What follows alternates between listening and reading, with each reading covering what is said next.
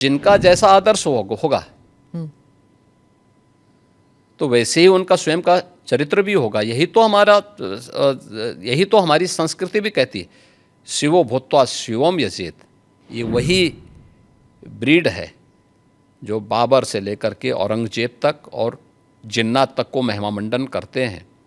तो देश के प्रति इनके भाव क्या होंगे, भारत की विरासत के प्रति इनके भाव क्या होंगे, हम न्याय नहीं कर पा रहे हैं, अपने साथ भी, अपने समाज के साथ भी और अपने देश के साथ भी।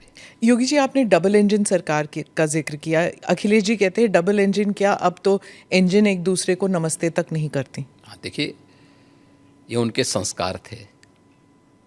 हमारे यहाँ हम विरासत को सम्मान दे करके अपनी वर्तमान लीडरशिप को भी सम्मान करते हैं और अपने पूर्वजों के प्रति भी सम्मान का भाव रखते हैं। लेकिन जिनके आदर्श औरंगजेब हों तो उनका आचरण भी उसी प्रकार का जरूर होगा, और लोगों ने देखा भी अपनी आंखों से। आप क्यों कहते हैं कि उनका औरंगजेब उनके लिए आदर्श हैं? क्योंकि वो औरंगजेब को महिमा मंडित कर रहे हैं। वे सब लोग उस कैटेगरी में खड़े हो चुके हैं। उनके नेताओं ने मुंबई से लेकर के लखनऊ तक, ये सभी लोग तो महिमा मंडन करने वाले लोग हैं। तो जिनका जैसा आदर्श होगा तो वैसे ही उनका स्वयं का चरित्र भी होगा। यही तो हमारी संस्कृति भी कहती है, शिवो भूत्वा शिवम यजेत। तो जो जिसकी पूजा करेगा उस जैसा ही बनता है। हम राम को आदर्श मानते हैं, कृष्ण को आदर्श मानते हैं, शिव को आदर्श मानते हैं, उनकी पूजा करते हैं, तो स्वाभाविक रूप से उनके अच्छे गुण भी हमारे अंदर उनकी कृपा से समाहित होते हैं।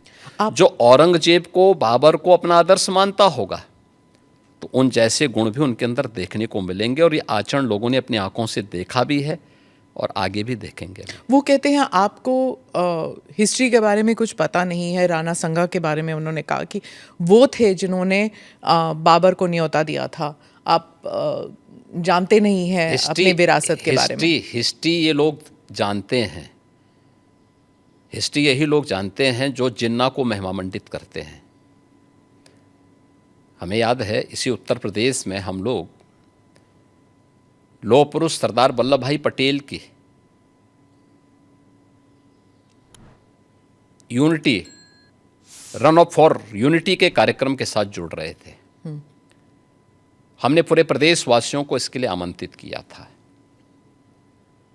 सरकार भी थी, भारतीय जनता पार्टी भी थी, सभी दलों को हमने आमंत्रित किया था। एक तरफ सरदार वल्लभ भाई पटेल जो भारत की एकता के आदर्श हैं, भारत की एकात्मता के शिल्पी हैं, हम उनके प्रति श्रद्धा का भाव व्यक्त कर रहे थे, और ये लोग जिन्ना को महिमा मंडन कर रहे थे। तो ये वही कैटेगरी है, ये वही ब्रीड है जो बाबर से लेकर के औरंगजेब तक और जिन्नात तक को महिमा मंडन करते हैं। तो देश के प्रति इनके भाव क्या होंगे, भारत की विरासत के प्रति इनके भाव क्या होंगे, भारत के महापुरुषों के प्रति क्या इनके भाव क्या होंगे, ये अंदाज़ा इसी से लगाया जा सकता है। और ये लोग अवसरवादी भी हैं, इनको पलटी मारने में कोई देर नहीं लगेगी। भाई आज कर रहे हैं तो कहीं वोट लेना होगा, तो उनके कुछ नेताओं ने बयान देने शुरू किए हैं कि अब जो लॉस हो रहा है और जो कटघरे में खड़े हुए हैं, ठीक है, तो उसके बारे में इन्होंने कहना शुरू कर दिया, नहीं साहब ये तो जो है उन्होंने गलत बोला है, और ये तो राष्ट्रीय महापुरुष थे, राष्ट्र नायक थे। राणा सांगा के इतिहास को अगर इन्होंने पढ़ा होता, वो महान योद्धा जिसके शरीर के घाव इस बात को बताते थे कि इन्होंने भारत की धर्म और संस्कृति को बचाने के लिए उस समय किस प्रकार के पराक्रम का परिचय दिया था।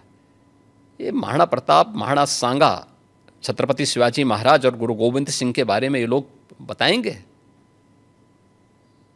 इतिहास के बारे में लोग क्या जानते हैं? जो औरंगजेब और बाबर की पूजा करते हों, जो जिन्ना को अपना आदर्श मानते हों, इन लोगों से इसकी उम्मीद नहीं की जा सकती है। और आप विधानसभा में आपका एक भाषण भी था, आपने कहा था कि अगर औरंगजेब का महिमा मंडल कर रहे हैं, वो जो नागपुर में जो कर रहे हैं, उनको यूपी आना चाहिए, हम उनका इलाज कर देंगे। इलाज कैसे करेंगे आप?